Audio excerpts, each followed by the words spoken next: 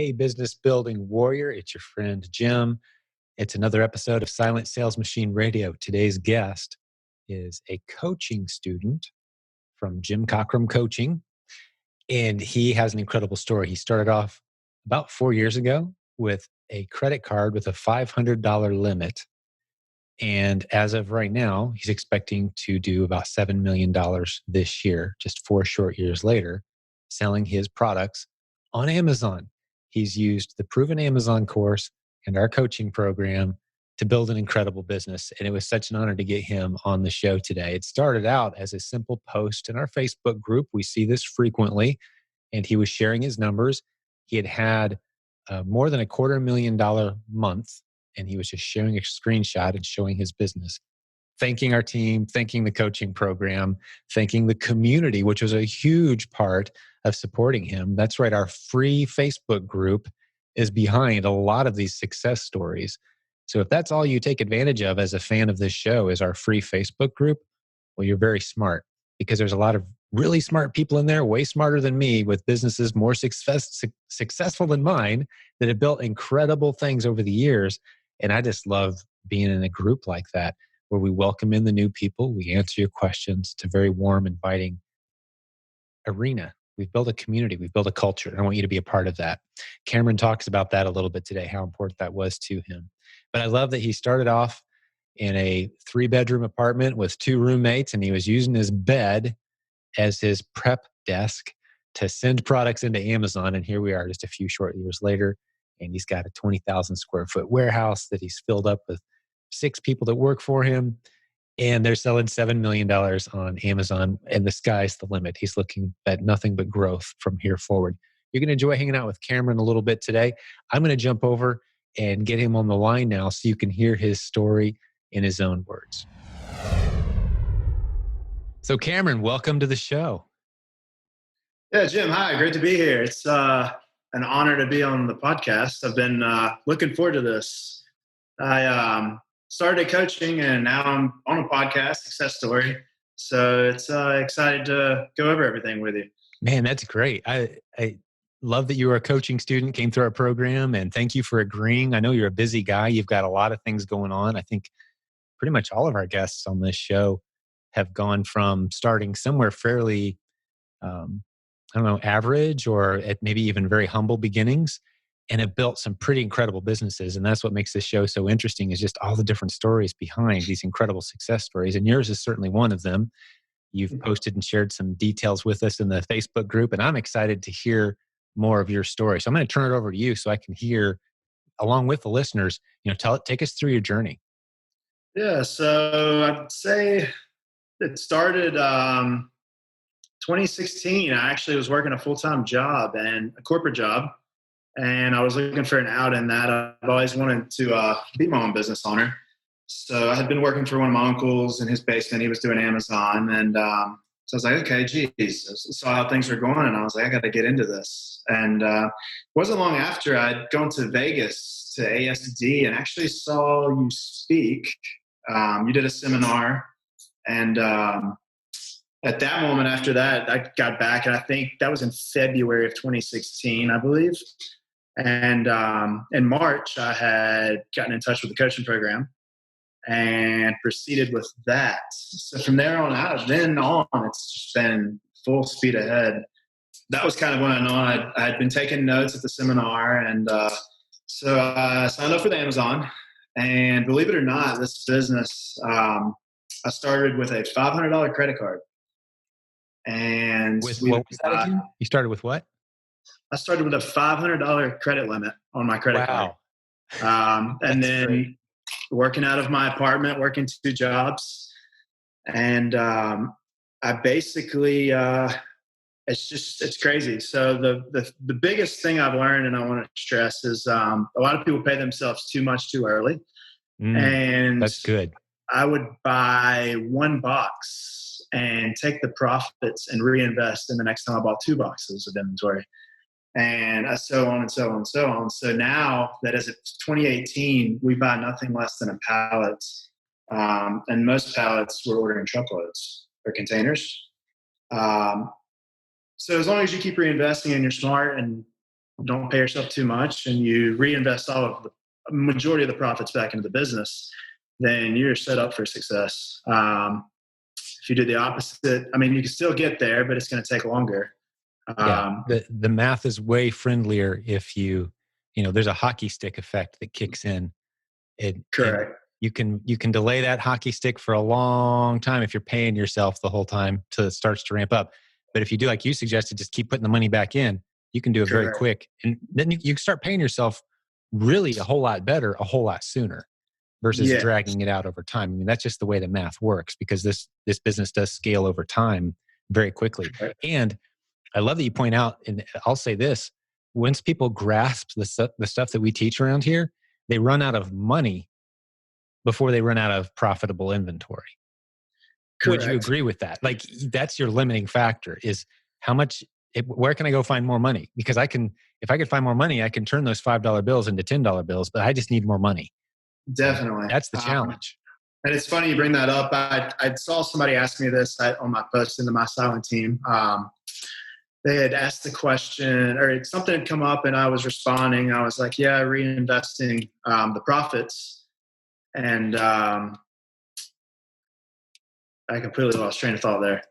No, that's talking about running out of money before you run out of Yes, so profitable products. that's right. So the product sourcing, that's the category of what I was getting to talk about. They asked me the question of, do I import from China when I first sourced my first product, or the U.S.?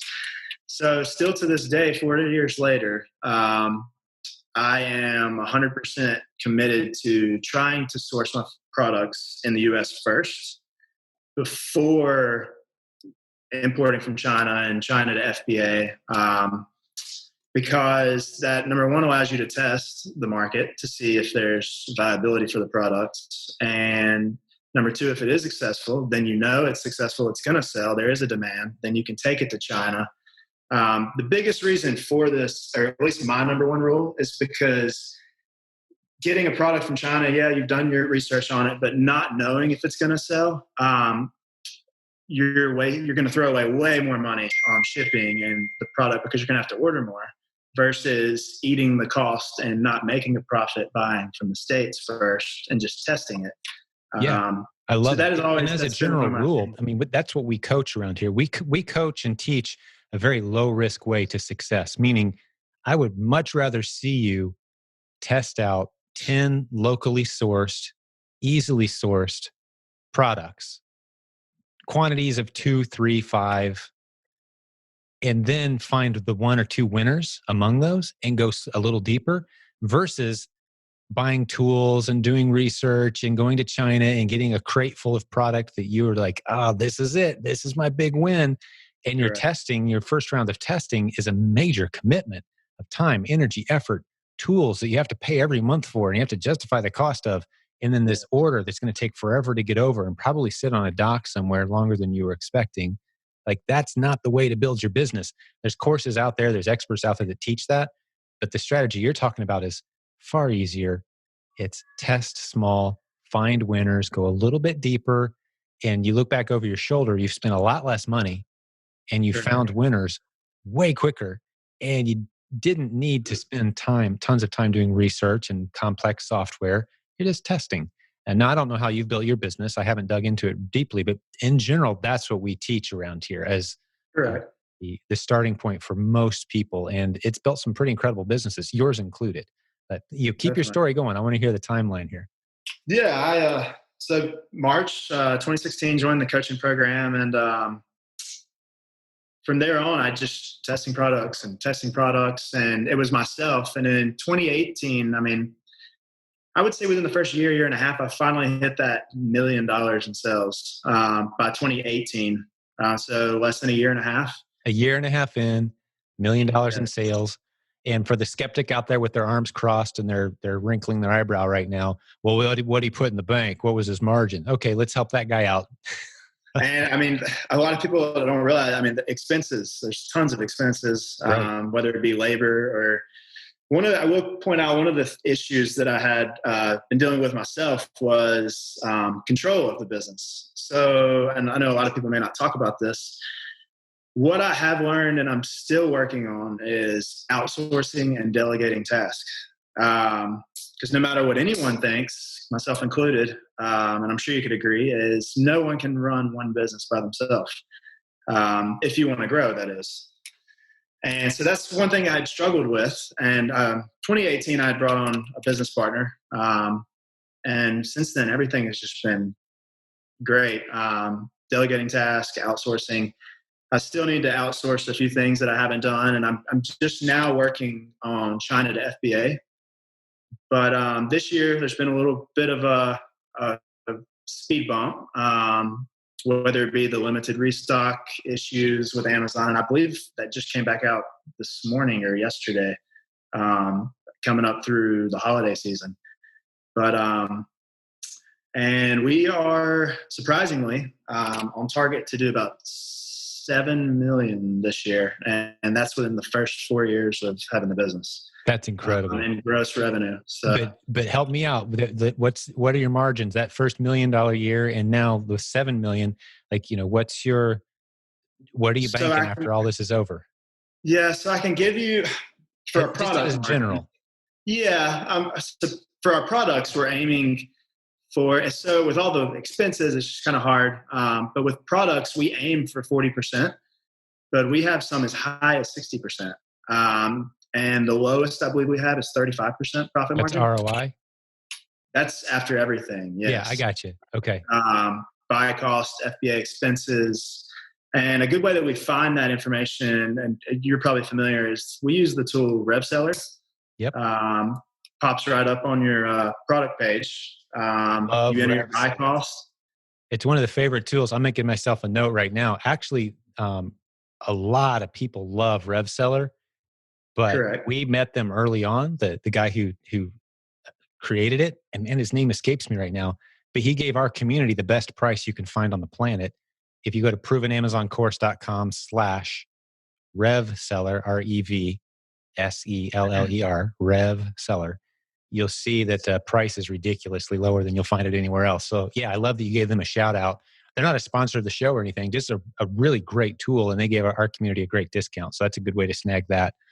Definitely. Because it'll show you exactly how much money am I going to make if I buy this product right now. What am I going to make? What can I expect to make? And so you're saying 40-60%, man, that's beautiful.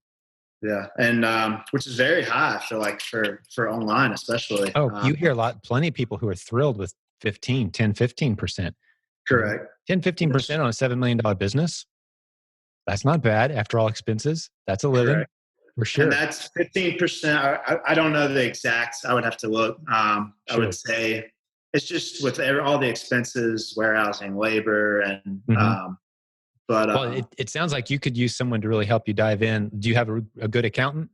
I do. Yes. Yeah, okay. They'd be able to, so they know, they're on top of it. They know. Correct. It sounds to me like everyone's getting paid well, and you're putting some money in the bank. Your balance is growing, right? So yes. Amazon is an impressive business. Sure. Talk us through your, in the early days, how would you find profitable products? And now, has that strategy shifted at all? So what strategy were you using before? What strategy are you using now? And it was how many different, the question is how many different types of products? Like, do you just have a handful of winners, or do you have multiple products that you're? So I would say for the first 2 years, we really relied on one product. And then around 2018, halfway through the business from then until now, we really ramped up. So we have a total of around 250 SKUs, but we are heavy on variations. So I'm not sure if a lot of people prefer variations, but we probably have about 10 to 15 good products, and then just hammer it out on different variations, whether it be size, color, quantity. But that's another one of my methods is I like to take a product that's doing well, ranking well, and then I wouldn't per se hijack the BSR, but they have good BSRs, good rankings, good reviews, and then create variations onto that listing so that it just sticks with the ranking that's already working. Gotcha. That's one good little tip that I would get. That's one of my little tricks that I know Amazon is kind of cracking down on that. Variations, whether people have taken advantage of combining old products to build up the review count. So that has played an effect to where SKUs now will just show their product reviews when you click on it instead of the full parent SKU. But that's kind of where we're at now. And we have not added many SKUs this year just because we've already had a bunch of issues just with everything going on logistics wise. And then with Amazon kind of restricting new products and inventory limits. So that's put a little bit of a damper on putting new products up and trying to keep what we have in stock. Sure. So some FBA limits have impacted you. Do you do any merchant fulfill? You ship any product yourself? We do not. So I did when I first started, but now we're doing such high volume with FBA. I mean, we get something in, we're prepping it, and it's sent right out. So we're not fully set up to do merchant fulfilled at the moment. It sounds to me like there's some opportunity there for you. Correct. Because you're one of those products that's selling really well, but Amazon is putting the brakes on how much you can send them and how much they'll move because they're focused on other categories. And Amazon is, I don't want to say they're broken right now. They're hobbled right now. They've hired a couple 100,000 people in the past few months. So they've got a lot of people out there that don't know what they're doing yet. They're ramping up. Inventory gets lost in the warehouse, which I'm sure you've had that experience with that. But if you control the inventory yourself and sell through their system, it's just a matter of putting the right team in place and finding the space. It sounds to me like you could justify that expense very quickly from my vantage point. And correct. And we have looked into that. Some of the issues that arise there are just kind of, I've done some testing on it, are the size of some of the products. But that should be something that could be resolved. So we are looking into that, where we would probably bring on a few new team members. We do have 6 full-time employees. I haven't mentioned this. We have about 15 to 20,000 square foot at our warehouse, and we're pretty much maxed out. So we're hoping to get a little bit extra room, and then that would be maybe something that we can look into. Because right now we're just kind of stretching thin on our space. Oh, sure. Yeah. Well, when you started off, was it just you out of your own place? It was. Sorry, I skipped that. No, I'm just curious. Like, you said $500 on a credit card. I'm curious, like 20,000 square foot warehouse has got to be contrasted pretty significantly with a guy with $500 on a credit card. So I was living, when I first started the business, I was living in a 3-bedroom apartment with 2 other guys. And I was literally working out of my bedroom. So I would just fill the inventory out on my bed and package it out accordingly, and then label and then put back in.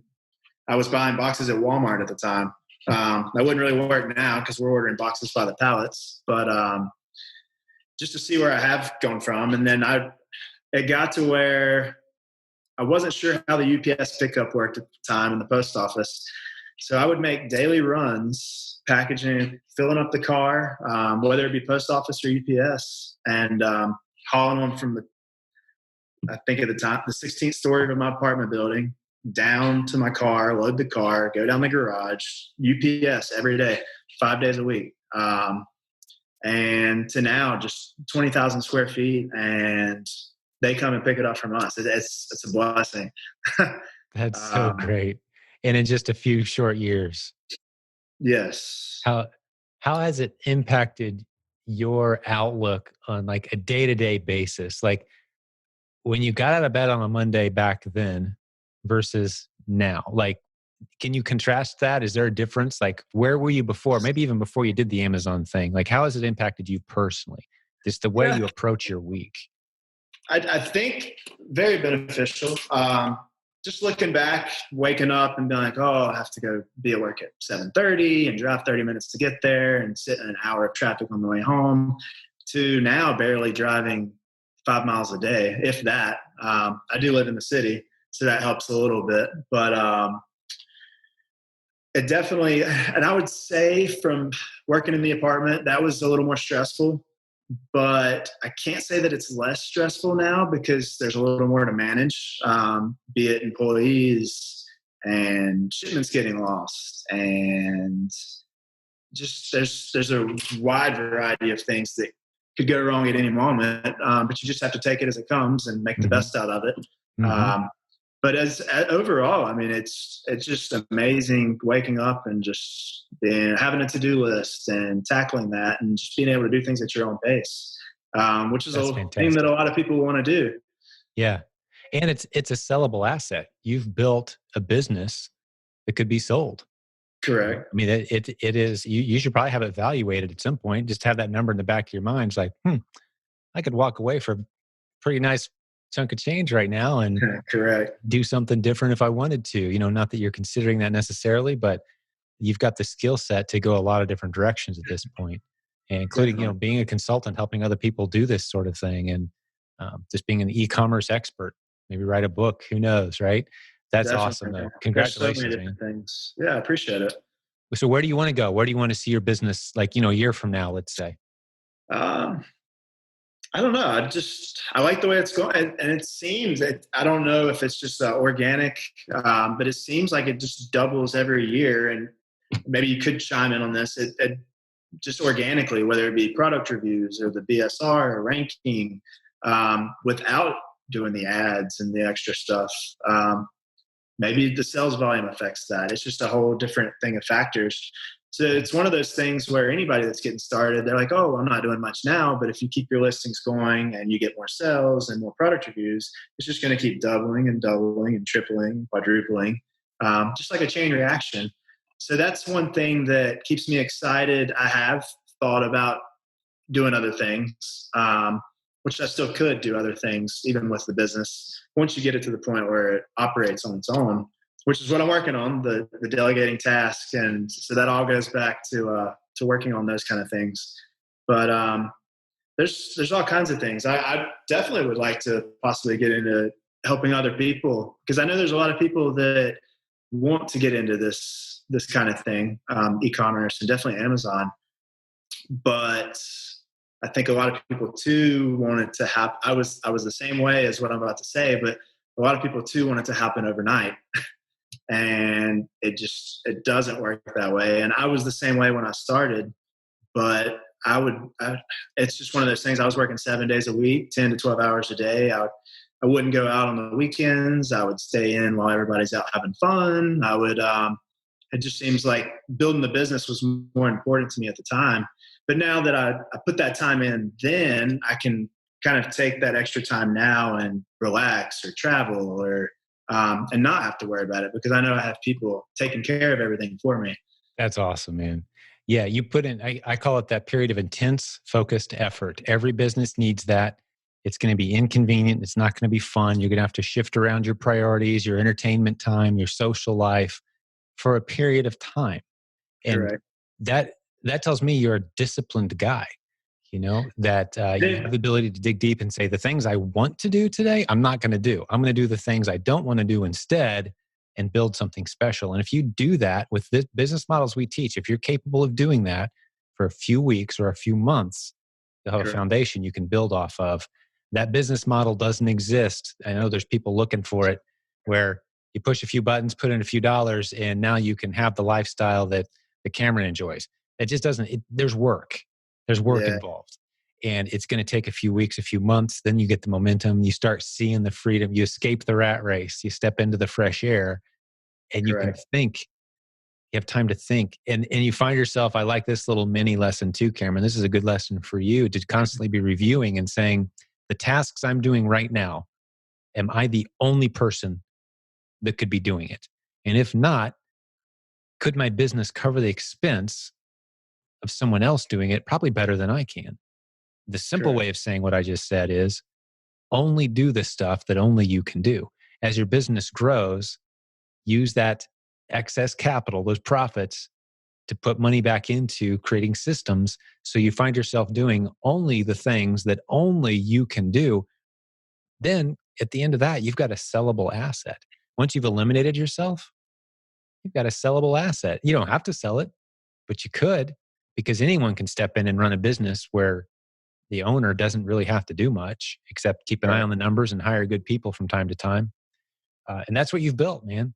You've Yeah, got you've scaled to a sellable business based on what you've shared with me today. And definitely. not all Amazon sellers have that.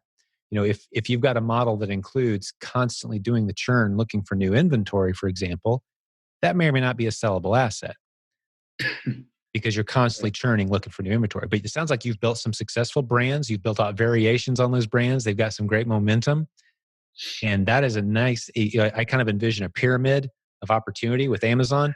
The lower level is sell anything from your apartment like Cameron did. You got a box you got for Christmas that's still in the shrink wrap, throw it out there and see what happens, right? But you work your way up the pyramid, and pretty soon you find yourself creating your own brands, your own stuff. The top of the pyramid, from my vantage point, is you start teaching other people. A complete flexibility. You help other people launch Amazon businesses. You consult at a high level, maybe big brands and businesses that are trying to navigate the Amazon landscape and they don't know what they're doing. You've got a valuable skill set there.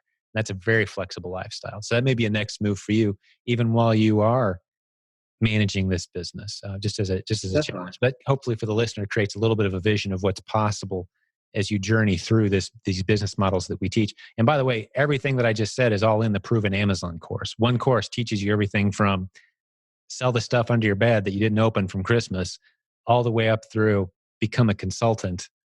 And you don't have to build all the way through the pyramid to become a consultant, by the way. Once you know how to sell random junk on Amazon, you can become a consultant because you know more than anyone else who doesn't know how to do it at that point. But yeah, what other thoughts and tips might you have for the listeners as we start to wrap up this episode today, Cameron? I've really loved hearing your story, getting to know you a little bit.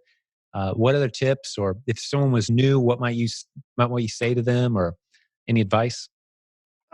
So for somebody new, for me, I was getting ready to hit on this. One of the most beneficial things for me that has helped is being involved kind of in the community and with the Proven Amazon course community. In general, sticking around the message boards, and I've kind of been tuning in. And if I had a question, I would post it, whether it be FBA restrictions or like creating shipments, just any kind of question, like whether product insert information, what's available, what can be used, what can't, just any of the rules. And I've been to the CES, so the Orlando. That was actually very, very beneficial. I think that was back when merch was kind of hitting its. But the biggest thing I can say is take advantage of your resources. And networking has been huge for me. So meeting people, it's gotten now to where I just go to ASD and network versus sourcing new products. I will take a look through Source Direct while I'm there and meet some of those suppliers, some of which I may already use, which I did have that happen. I ran into a guy that I had already been using before and didn't know he was going to be there. But networking events are huge. And that's a good one. Unfortunately, I think it got postponed this year. Yeah, we did a virtual ASD instead of, they typically invite our team out to come speak, present, and this year, this year, 2020, as we're talking about, I think they canceled both of them, if I'm fairly certain. It's huge. It's tens of thousands of people descending on Las Vegas with products to sell, and a lot of corporate buyers, retail buyers, but also a lot of online sellers, not just looking for products they can sell, but in many cases looking for companies that they can represent on Amazon and say, hey, instead of selling to 50 different Amazon sellers, why don't you just set up your own Amazon account and I'll help you manage it? And the number of people at those shows who say, wow, that sounds incredible. I would love that. Can you help me with that? Yeah, so that's a huge opportunity. But it sounds like you found some of your product suppliers there as well. And the other show you mentioned was CES. We call it The Proven Conference, theprovenconference.com now. We changed the name. It's a little more descriptive, ties in with our brand a little better, but it's the same thing. Definitely. It's the good people from this community getting together once a year. And we've had several of them at this point, and it just keeps growing. Our community keeps growing. It's always a great time. So look for those live events. Although right now there's a whole lot of virtual stuff going on because of this whole virus thing. But hopefully in 2021, that will have all settled and we'll be getting together again in large groups, enjoying it more than ever, I think. Correct. That's what we have to do. Yeah, no, the one I attended, I still keep in touch to this day with a lot of those people. Just going out on a whim and meeting people I've never met before, just communicating through Messenger. And It's been great. So definitely keep in touch with people you meet at those events. Great tip. And just anybody, because that's where I've learned most of what I've learned, and I have those people to go to and ask questions. That's the biggest tip I could give anybody, is to always take advantage of who you meet, and don't take advantage of them, but definitely take advantage of that relationship. Yeah, the opportunity. Because you never know, you can learn something new from every person you meet. That's so true. And, that's one of the reasons in our community we're so welcoming to the new people who come in, is we know, like at one point you were a new person. And had we given you the cold shoulder or looked at you like you were a competitor, or looked at you like, a guy asking another question, what does FBA mean? Like, oh, we all roll our eyes. We don't do that in our community. We recognize that you're 6 months or 8 months or a year away from being an incredible leader with a great success story. And we're all learning from you now, maybe partnering with you on a project, working with you in some way. You're creating content, you're forming your own organic mastermind, I think is what the word I would use. Is like, hey, these 5 or 6 people, we get together once a week. We say, hey, what are you working on? How can I help? We kick around ideas. That's powerful. You don't have to wait on leadership to organize that. Do it all on your own. If you find yourself resonating with someone in our community, you go to an event, you meet them, form up a group. It's powerful. You can't do this business alone, I think, is the underlying tip that you just gave us, Cameron. That's a good one. Anything else come to mind before we wrap this one up? I think everything's it. That should be everything I have. Thanks for having me on. I appreciate it. Man, that's awesome. Been, great. Hopefully we can do it again and give another update here in another year or two. So. Yeah, I'd love to hear about when you're hitting 20 million, man. We'll have you back, right? I only can hope. So maybe you'll be a consultant by then, and who knows, you'll grow in another brand. Who knows, man? The sky's the limit. But you've certainly tapped into a huge opportunity, and I appreciate the shout out for the Proven Amazon course, for our coaching as well. Very proud of those guys. You can find links to all that in the show notes. silentjim.com will have links to all the links to the stuff that Cameron mentioned today. But I just want to address the listeners now and say, hey, thanks for hanging out with Cameron and I. It was really cool having you watch our content, spend some of your most valuable resource that you have today with us, which is your time. Hopefully you feel inspired and encouraged. We're here to support you. Jump over again, silentjim.com, to hear a bunch of other great episodes. If you're watching this on YouTube today, you should know 95% of our episodes aren't on YouTube. They're audio only, and you can get the link at that website and listen to great shows going back through several years now. Just great success stories and testimonials like Cameron's. So God bless all the business building warriors out there. Big thanks to Cameron for hanging out with us today. Yeah, thank you for everything. I appreciate it. It's great to meet you finally. Heard a lot of great things. I wouldn't have been here if I would have never stepped foot in that seminar. So, I mean, with the coaching program, and 4 years ago. So I think I have a thanks to you. I mean, that's the big thing. So, man, it never gets old hearing people say, hey, I came across your stuff and it changed my life, man. There's nothing that compares to that. I would encourage you to get into that yourself, buddy. Start, helping people get on that path. And maybe we could talk about how you can be part of our team and help make some of that stuff happen. I think you've got some great leadership quality in you. You certainly have a phenomenal story as well. I'd be glad to. Look forward to it. We'll talk about that. All right. Well, hey, God bless you, buddy. And all the listeners, we'll have another episode of Silent Sales Machine Radio for you again real soon.